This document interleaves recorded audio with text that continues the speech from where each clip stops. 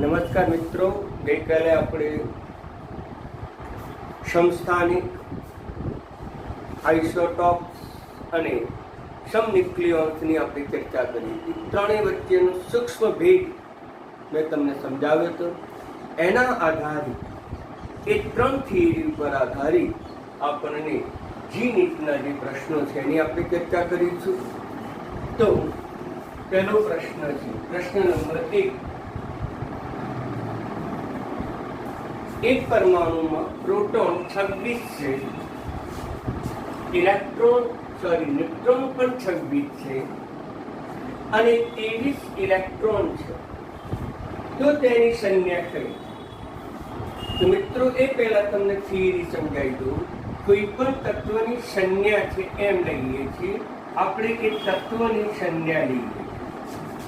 તત્વની સંજ્ઞા ઝેડ જે છે એને આપણે કહીએ છીએ પરમાણુ ક્રમાંક, અને પાયા ઉપર જે એ લખીએ છીએ એ આપણે લખીએ છીએ પરમાણુ ભાર. એને આપણે પરમાણુ ભાર પણ કહેવાય, જેને બીજી પરિભાષામાં દર ક્રમાંક તરીકે પણ એને ઓળખવામાં આવે છે. એને કહીશું દર ક્રમાંક. મિત્રો, આપણને ખબર છે કે એ બરાબર પ્રોટોન વત્તા ન્યુટ્રોન, એ બરાબર પ્રોટોન વત્તા ન્યુટ્રોન માટે અને આ રીતે પણ લખી શકાય એમ. અને પ્રોટોનની સંખ્યા એ જેના પરમાણુ ક્રમાંક બતાવે છે એટલે Z+NGO પણ લખી શકાય. તો પછી કોઈ પણ તત્વની સંજ્ઞા લખવી હોય તો સરળતાથી લખી શકાય. તત્વની સંજ્ઞા પાયામાં Z અને એના ઘાતમાં એ પણ લખાય. એ ન લખવું તો Z+N ન્યુટ્રોન પણ લખાય. હવે મેં આગળ પણ ચર્ચા કરી, આમાં ત્રણ બાબતો આવે. જો ઇલેક્ટ્રોન અને પ્રોટોનની સંખ્યા સમાન હોય તો આ જે પરમાણુ છે એ તટસ્થ બને. જો પ્રોટોનની કિંમત વધી જાય અને ઇલેક્ટ્રોનની કિંમત ઘટી જાય, સંખ્યા ઇલેક્ટ્રોનની ઘટી જાય, તો શું થાય? તો પછી ધન વીજભારિત બને. જો પ્રોટોનની સંખ્યા ઓછી હોય, ઇલેક્ટ્રોનની સંખ્યા વધુ હોય તો તે ઋણ વીજભારિત બને. મિત્રો, મેં આટલી તમને ગઈ વખત ચર્ચા કરીને એક બે MCQ સમજાયા હતા. ફરીથી અગત્યના છે જે નીટજીમાં પૂછાયેલા છે એટલે હું એની ચર્ચા કરું છું. બરાબર ધ્યાન આપો. હવે પહેલો પ્રશ્નની આપણે ચર્ચા કરીએ. પહેલો પ્રશ્ન, તો પહેલો પ્રશ્ન એ કઈ માહિતી આપી છે? તો તમને પ્રોટોન આપ્યા છે. પ્રોટોન એટલે જ પરમાણુ ક્રમાંક, અને પરમાણુ ક્રમાંક એટલે છે, અને પ્રોટોનની કિંમત છે 26. હવે ન્યુટ્રોનની કિંમત આપી છે, ન્યુટ્રોનની સંખ્યા આપી છે 26. આમ ન્યુટ્રોનની કિંમત છે 26. હવે ઇલેક્ટ્રોનની સંખ્યા આપી છે 23. ઇલેક્ટ્રોનની સંખ્યા તમને 23 આપી છે. મિત્રો, અહીંયા ધ્યાન આપો, પ્રોટોનની સંખ્યા એ ઇલેક્ટ્રોનની સંખ્યા કરતા વધુ છે. પ્રોટોન એ 26 છે, જ્યારે ઇલેક્ટ્રોન જે છે 23 છે. મિત્રો,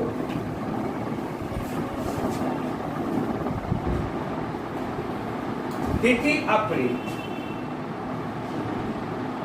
આપેલો પરમાણુ કે સ્પીસીસ માં ઇલેક્ટ્રોન કરતા પ્રોટોન વધુ હોવાને પરિણામે તે પોતે ધન વીજભારિત હશે.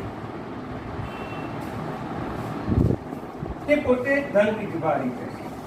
કેટલો ધન વીજભારિત? તો કહી શકું બંનેના તફાવત જેટલા.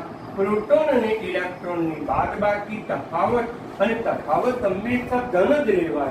તેથી આપણે લખી શકીએ પ્રોટોન કેટલા છે 26, ઇલેક્ટ્રોન કેટલા છે 3. તેથી 3 ધન વીજભારિત હોવું જોઈએ. તો પછી આપણે કોઈ પણ તત્વની સંજ્ઞા લખીએ તો પાયામાં Z લખીએ છીએ. Z એટલે પરમાણુ ક્રમાંક 26. તો પછી આપણે સિલેક્ટ કરો કે પરમાણુ ક્રમાંક 26 વાળા જવાબો કયા છે. એક B પણ છે અને એક આપણો D પણ છે. હવે B અને D પૈકી કયો? તો આપણે ધ્યાનમાં રાખવું પડે કે Fe 26 Z plus N neutron એટલે Fe 26. Z કેટલા આપ્યા છે? તો કે 26 આપ્યા છે. ન્યુટ્રોન કેટલા છે? તો કે 26. આ બંનેનો સરવાળો કેટલો થશે? તો કે 52. તો 52 થશે. હવે આ હોઈ શકે. પાછું ધન વીજભારિત છે એટલે આપણો જે આન્સર હશે એ Fe 26 52 અને એની પર કેટલો ધન વીજભારિત હશે પ્લસ ધન વીજભારિત હશે. આ જવાબ આવવો જોઈએ. એટલે કે આપણો જવાબ બી સિલેક્ટ થશે, ડી આવશે નહીં. મિત્રો, આટલી થિયરી બાબત જો તમે અપ ટુ ડેટ તૈયાર કરો તો પછી કઈ આવા દાખલા કઈ અઘરા પડે નહીં. બિલકુલ સરળ દાખલા છે. હવે બીજી આપણે ચર્ચા કરીએ જેના બીજું એક સ્પીસીસમાં ઇલેક્ટ્રોન, પ્રોટોન અને ન્યુટ્રોન ની સંખ્યા અનુક્રમે 24, 26 અને 30. ઇલેક્ટ્રોનની સંખ્યા તમને આપી દીધી છે 24, પ્રોટોનની સંખ્યા આપી દીધી છે 26 અને ન્યુટ્રોનની સંખ્યા 24. ઇલેક્ટ્રોનની 24 જ્યારે ન્યુટ્રોનની સંખ્યા આપી દીધી છે 30. તો પછી આમાંથી કયો જવાબ આવી શકે? પ્રોટોનની સંખ્યા બરાબર પરમાણુ ક્રમાંક Z. પરમાણુ ક્રમાંક Z આવશે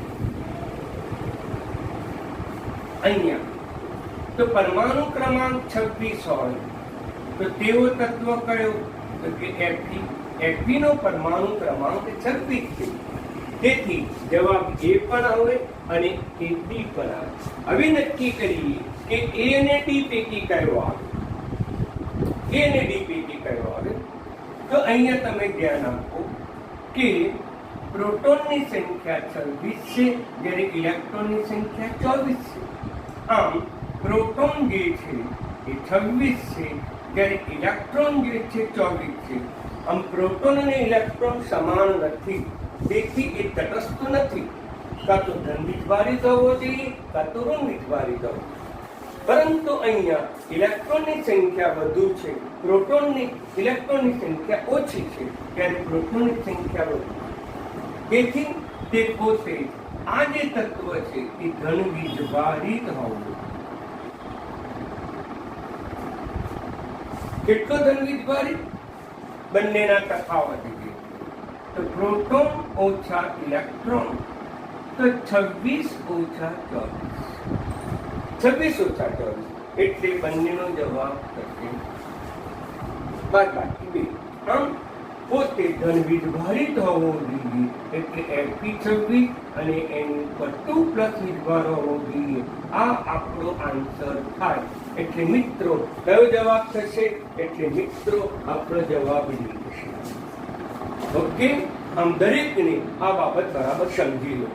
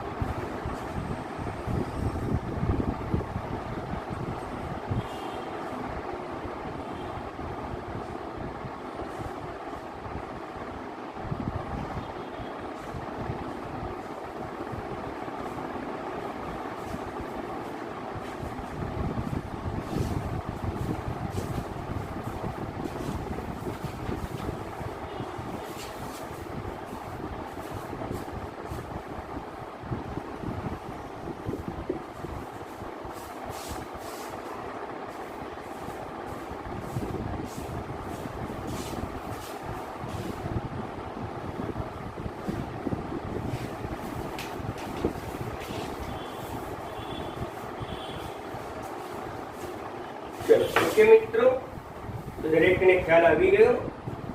હવે આપણે ત્રીજો દાખલો જોઈએ. ત્રીજો દાખલો,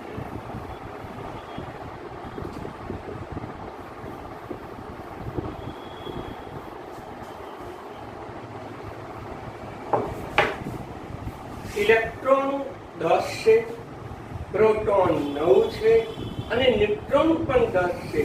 તો તે સ્પીસીસ માટે યોગ્ય સંજ્ઞા કઈ? તો તે સ્પીસીસ માટે યોગ્ય સંજ્ઞા કઈ? બરાબર ધ્યાન આપો. પ્રોટોન છે, એ પ્રોટોનની સંખ્યા કેટલી આપી છે? તો કે 9. ન્યુટ્રોનની સંખ્યા કેટલી આપી છે? કે 10. અને ઇલેક્ટ્રોનની સંખ્યા કેટલી આપી છે? કે 10. પ્રોટોન એટલે જ પરમાણુ ક્રમાંક, અને પરમાણુ ક્રમાંક Z એટલે Z બરાબર કેટલા થશે? 9. આમ Z બરાબર 9 થશે. હવે 9 ધરાવતો પરમાણુ ક્રમાંક કોનો હશે? તો 9 ધરાવતો પરમાણુ ક્રમાંક એ ફ્લોરિનનો છે, અને ફ્લોરિનનો હોવાને પરિણામે આ સોડિયમ જવાબ નહીં આવે. આ ત્રણમાંથી ગમે તે એક જવાબ આવશે. ગમે તે એક જવાબ આવશે. તો હવે નક્કી કરીએ. ફ્લોરિન છે, પરમાણુ ક્રમાંક 9. પરંતુ આ ફ્લોરિન ધન વીજભારી થશે કે ઋણ વીજભારી? ધન વીજભારી થશે કે ઋણ વીજભારી? કારણ કે પ્રોટોન જે છે એ પ્રોટોનની સંખ્યા 9 છે, જ્યારે ઇલેક્ટ્રોનની સંખ્યા 10 છે.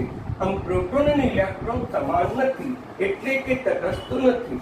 પરંતુ અહીંયા પ્રોટોન કરતા ઇલેક્ટ્રોનની સંખ્યા વધી ગઈ, માટે આપેલો આ તત્વ ઋણ વીજભારિત હોવું. માટે આ તત્વ ઋણ વીજભાર ધરાવતો હોવું. મિત્રો, તો પછી ઋણ વીજભાર કેટલો થાય? તો બંનેના તફાવત જેટલો. બંનેનો તફાવત એટલે -1, પરંતુ માનાંક છે. અને વિદ્યાર્થી મિત્રો, તમે બરાબર ધ્યાનમાં રાખો, જ્યારે માનાંક હોય એટલે તફાવત હંમેશા ધન આવે, એટલે હંમેશા ધન આવે એટલે એક જવાબ આવશે. માટે નિપનો ઋણભાર કેટલો હશે? 1. માટે આપણો જે આન્સર છે એ આન્સર આવો છે F9 -1. માટે આ જવાબ થશે. તો એ જવાબ કયો છે મિત્રો? એ જવાબ સી છે. માટે આપણો જવાબ આવશે સી. માટે સી જવાબ થશે, સિલેક્ટ થશે. બરાબર ધ્યાનમાં રાખો. આ ત્રણે ત્રણ ઉપરાંત આવા ઘણા બધા તમને પ્રશ્ન પૂછી શકે, અને જે પ્રશ્નો સરળ છે તમે સરળતાથી તે નક્કી કરી શકો. હવે આગળ ધ્યાનમાં રાખો.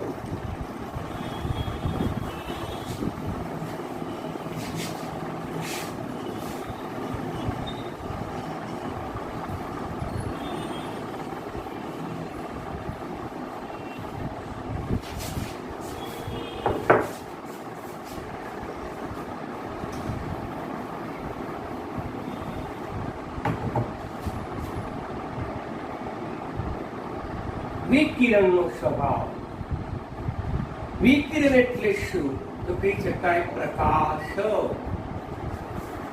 પ્રકાશ શેનો બનેલો છે? તો કે વિદ્યુત ચુંબકીય તરંગો.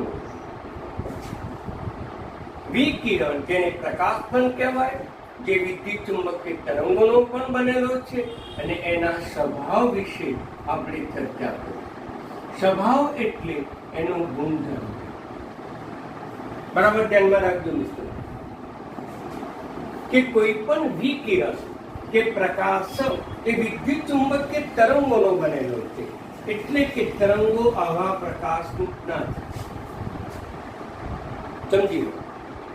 તમે પાણીના તરંગો પણ જોયા હશે, કે પાણીમાં તળાવ હોય કે સરોવર હોય, અને એમાં તમે પથ્થર ફેંકો તો જે સ્થાને પથ્થર પડે તે સ્થાનેથી વમળો અને વમળો ઉદ્ભવે, એવું આપણે ગુજરાતીમાં કહીએ. પણ સાયન્સમાં કેવું હોય તો તરંગો ઉદ્ભવે છે, અને એ તરંગો આવા હોય. બે ક્રમિક શૃંગ કે બે ક્રમિક ગર્ભ વચ્ચેનું જે અંતર છે એને આપણે તરંગ લંબાઈ લેમ્બડા કહીએ છીએ. તરંગ લંબાઈ લેમ્બડા એટલે શું? બે ક્રમિક શૃંગ એટલે કે ટેકરા અથવા બે ક્રમિક ગર્ત વચ્ચેનું જે અંતર છે એને આપણે તરંગ લંબાઈ કહીએ છીએ. આ જે ટેકરા વાળો ભાગ છે એને શૃંગ કહેવામાં આવે અને ખાડા વાળો ભાગ છે એને ગર્ત, ખાડો એટલે ગર્ત તરીકે ઓળખવામાં આવે. આમ તરંગ લંબાઈ એટલે બે ક્રમિક શૃંગ અને બે ક્રમિક ગર્ત વચ્ચેના અંતરને તરંગ લંબાઈ, એની સંજ્ઞા છે લેમ્બડા, એને આપણે લેમ્બડા તરીકે ઓળખીએ. આમ વિકિરણ લઈએ.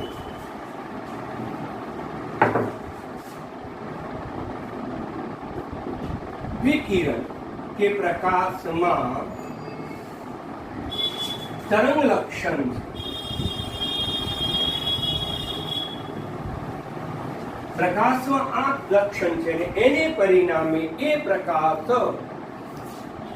એક સ્થાનેથી બીજા સ્થાને તરંગ સ્વરૂપે થઈ શકે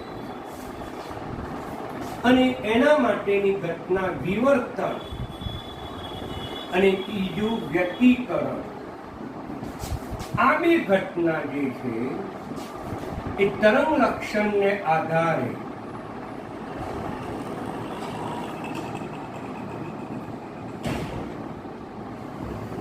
સમજાવી શકાય છે. મિત્રો, પ્રકાશમાં બે ઘટનાઓ, એક વિવર્તન અને બીજું વ્યતિકરણ. આ વિવર્તન વ્યતિકરણ શું છે? બહુ મોટા ટોપિક છે અને એ ઘટનાઓ તમને ભૌતિક શાસ્ત્રમાં ફિઝિક્સની અંદર આવશે. વિવર્તન અને વ્યતિકરણ, તો ત્યાં ઘટનાઓ તમે બરાબર સમજી શકો. ટૂંકમાં રોજબરોજની ક્રિયાઓમાં વ્યતિકરણ પણ જોવા મળે છે, વિવર્તન પણ જોવા મળે છે અને એ ઘટનાઓ એ પ્રકાશના તરંગ લક્ષણને આભારી છે. પરંતુ મેક્સ પ્લાન્ક નામના વૈજ્ઞાનિકે ધાતુ ઉપર જ્યારે પ્રકાશ આપાત કરવામાં આવે ત્યારે તેમાંથી ઇલેક્ટ્રોન મુક્ત થાય. તમે જોઈ શકો છો કે ધાતુ હોય એ ધાતુ ચરકાટ ધરાવે છે. ધાતુ ઉપર જ્યારે પ્રકાશ આપાત થાય, ધાતુ ઉપર જ્યારે પ્રકાશ પડે ત્યારે એ ધાતુ વધારે ચરકાટ ધરાવે. એનું કારણ શું? એ ધાતુ ઉપર જ્યારે પ્રકાશ પડે છે ત્યારે તેમાંથી એ ધાતુના કેટલાક ઇલેક્ટ્રોન, કેટલાક કણ છૂટા પડે અને એ જે અસર છે એને કહીશું ફોટો ઇલેક્ટ્રિક અસર.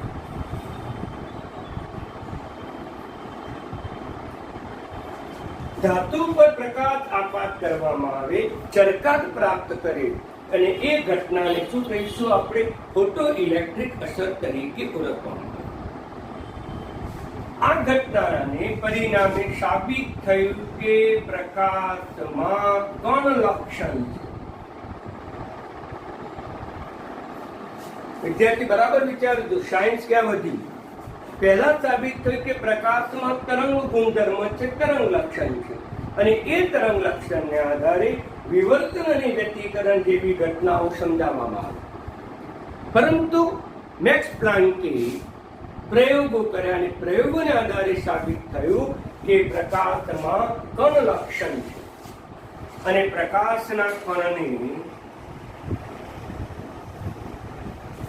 ફોટોન કહેવામાં આવે.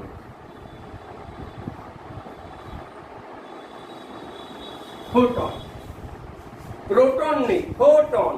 કારણ કે પરમાણુ તો ઘણા બધા સૂક્ષ્મ કણોનો બનેલો છે, પણ એમાં મૂળભૂત 3 કણો, પ્રોટોન, ઇલેક્ટ્રોન, ન્યુટ્રોન, એના આપણે દાખલા પણ લીધા. આ ઉપરાંત પણ અસંખ્ય સૂક્ષ્મ કણોનો બનેલો છે. વૈજ્ઞાનિકો એમ કહે છે કે કોઈ પણ પરમાણુ એ 32 કણોનો બનેલો છે. તો 32 કણો પૈકીના મુખ્ય 3 કણો ઇલેક્ટ્રોન, પ્રોટોન અને ન્યુટ્રોન. પરંતુ એ પૈકીના કેટલાક સૂક્ષ્મ કણો જેને આપણે ફોટોન કહીએ છીએ અને એ ફોટોન એટલે પ્રકાશનું સૂક્ષ્મ કણ. જેવી રીતે પરમાણુનો સૂક્ષ્મ કણ ઇલેક્ટ્રોન છે, પ્રોટોન છે, ન્યુટ્રોન છે, તે જ રીતે પ્રયોગો દ્વારા ફોટો ઇલેક્ટ્રિક અસર દ્વારા સાબિત કરવામાં આવ્યું કે પ્રકાશ પણ કણોનો બનેલો છે, સૂક્ષ્મ કણો, અને સૂક્ષ્મ કણોનું નામ આપવામાં આવ્યું ફોટોન. તેથી પ્રકાશના કણને ફોટોન કહેવાય. આમ પ્રકાશ જે છે, પ્રકાશ જે આપણે વિકિરણ પણ કહીએ, એની અંદર ગુણધર્મો બે પ્રકારના જોવા મળે. એક ગુણધર્મ તરંગ લક્ષણનો જોવા મળે અને બીજો ગુણધર્મ કણ લક્ષણનો જોવા મળે. આમ પ્રકાશમાં બે પ્રકારના ગુણધર્મો જોવા મળે, એક તરંગ લક્ષણ ને બીજો કણ લક્ષણ. તેથી પ્રકાશ બે પ્રકારના ગુણધર્મો જોવા મળે છે. પરિણામે તેને ડાયોડ થિયરી તરીકે ઓળખવામાં આવે.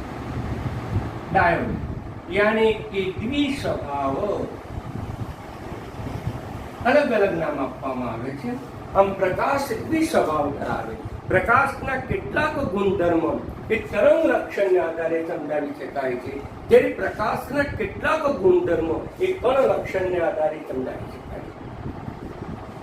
વિવર્તન અને વ્યતિકરણ જેવી ઘટનાઓ, રોજબરોજના જીવનમાં જોવા મળતી ઘટનાઓ એ પ્રકાશનું તરંગ લક્ષણને આધારે છે. પરંતુ ફોટો ઇલેક્ટ્રિક અસર કે પદાર્થ ધાતુ ઉપર જ્યારે પ્રકાશ આપાત થાય ત્યારે એ ધાતુ ચળકાટ ધરાવે, એ વખતે પ્રકાશનું કણ લક્ષણ પુરવાર થાય છે. આમ પ્રકાશનું કણ લક્ષણ એ ધાતુ ઉપર પ્રકાશ આપાત થાય ત્યારે એ ધાતુ ચળકાટ ધરાવે છે.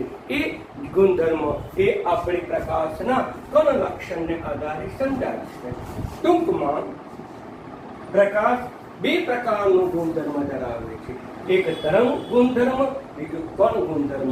આમ પ્રકાશનો બે ગુણધર્મ હોવાથી તે પ્રકાશનો દ્વિસ્વભાવ તરીકે ઓળખવામાં આવે. તો પછી ધ્યાન આપો તો મેક્સ પ્લાન્કે કેટલાક સૂત્રો આપ્યા.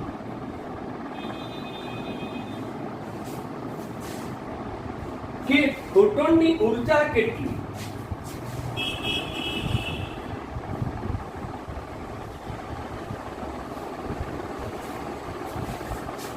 મિત્રો બરાબર સમજજો. ફોટોન, ફોટોન એટલે જ પ્રકાશ, ફોટોન એટલે જ વિકિરણો. આ પ્રકાશ કે વિકિરણો સૌ પ્રથમ એવું સાબિત થયું કે તરંગોનો બનેલો છે. પરંતુ ફોટો ઇલેક્ટ્રિક અસર વિવિધ પ્રયોગો દ્વારા પુરવાર થઈ કે પ્રકાશમાં કણ લક્ષણ છે. તેથી એ પ્રકાશમાં કણમાં ઉર્જા કેટલી, તો એની ઉર્જાનું સૂત્ર આપ્યું, ઈ ચલે છે. જ્યાં વી શું છે? વી એ પ્રકાશની અથવા ફોટોનની આવૃત્તિ. આવૃત્તિને આપણે વી કહીએ છીએ. પરંતુ આપણને ખબર છે કે આવૃત્તિ એ તેની તરંગ લંબાઈના વ્યસ્ત પ્રમાણમાં છે. આ લેમ્ડા એટલે તરંગ લંબાઈ. લેમ્ડા એટલે તરંગ લંબાઈ. મિત્રો દરેકને ખ્યાલ આવ્યો? આમ લેમ્ડા એટલે તરંગ લંબાઈ. તો આ યાદ રાખો કે આવૃત્તિ વી એ તરંગ લંબાઈના વ્યસ્ત પ્રમાણ. આ સમપ્રમાણનું જો ચિહ્ન દૂર કરવું હોય તો આપણે અચળાંક મૂકવો પડે. જ્યાં સી મૂકીએ છીએ, જ્યાં સી બરાબર આપણે કહીશું પ્રકાશનો વેગ. મિત્ર પ્રકાશનો વેગ અચળ છે અને એની કિંમત છે 3 × 10⁻10 મીટર પ્રતિ સેકન્ડ. આમ અચળાંકની કિંમત આપણે સી મૂકી અને સી એ પ્રકાશનો વેગ અચળ છે, માટે આવૃત્તિ વી ચલે છે સી બાય. આ સૂત્રને આધારે આપણે સાબિત કરીશું આવૃત્તિ એ એના ઉર્જાના સમપ્રમાણમાં છે. આ સમપ્રમાણનું ચિહ્ન દૂર કરવા માટે ઈ બરાબર એચ વી, જ્યાં એચ બરાબર પ્લાન્કનો અચળાંક h બરાબર પ્લાન્કનો અચળાંક. મિત્રો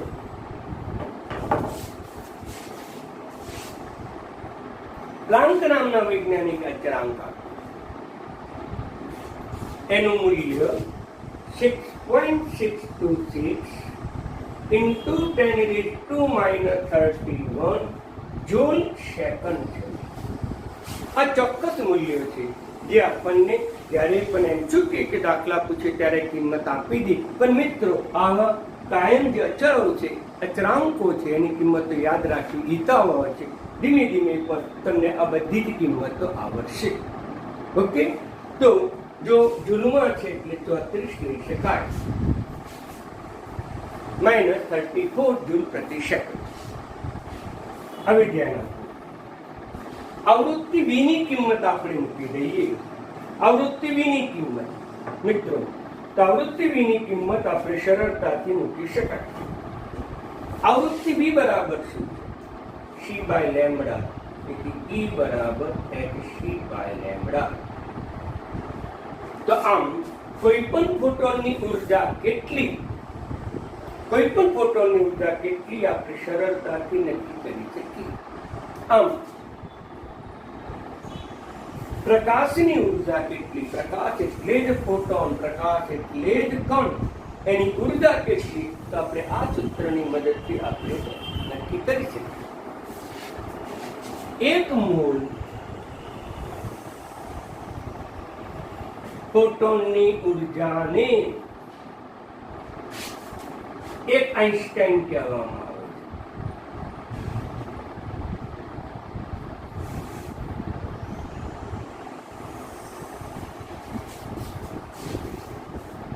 આઈન્સ્ટાઈન નામના વૈજ્ઞાનિકે 1 મોલ ફોટોનની ઉર્જા શોધી અને 1 મોલ ફોટોનની ઉર્જાને 1 આઈન્સ્ટાઈન તરીકે ઓળખવામાં આવે છે.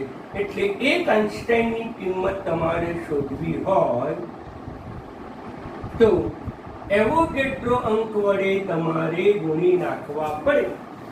n એટલે એવોગેડ્રો અંક. E ની કિંમત મૂકી દઈએ તો nhc બાય લેમ્બડા, જ્યાં n બરાબર એવોગેડ્રો અંક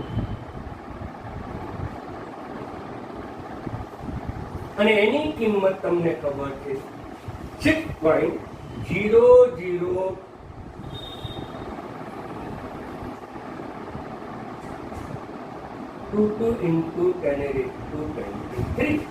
તો પછી આપણે 1 મોલ ફોટોનમાં રહેલી ઉર્જાને 1 આઈન્સ્ટાઈન કહેવામાં આવે છે. મિત્રો આ વાક્ય પણ તમે બરાબર યાદ રાખજો. 1 આઈન્સ્ટાઈન એટલે શું?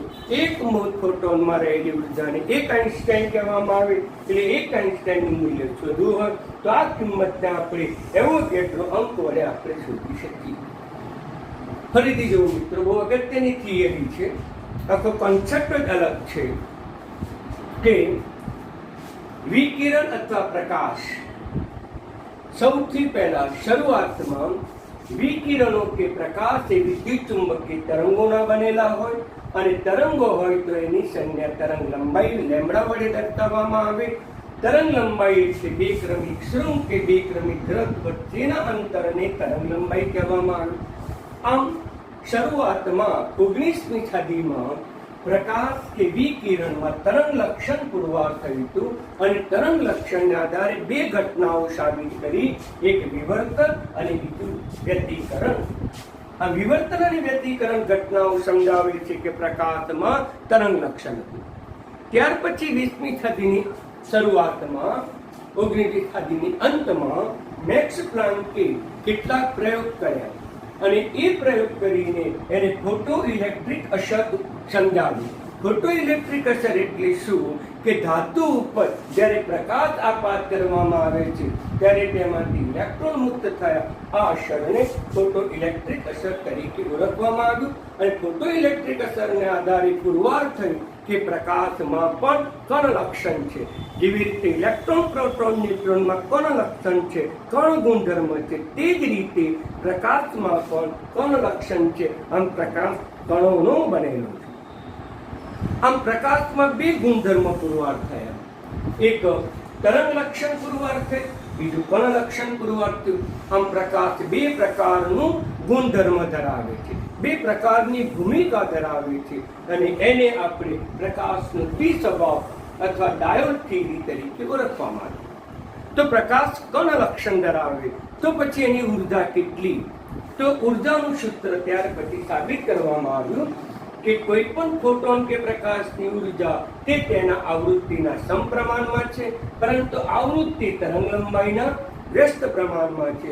સમપ્રમાણમાં ચિંદુર કરવા માટે અચળાંક સી મૂક્યો, જે પ્રકાશના વેગ તરીકે ઓળખવામાં આવે છે.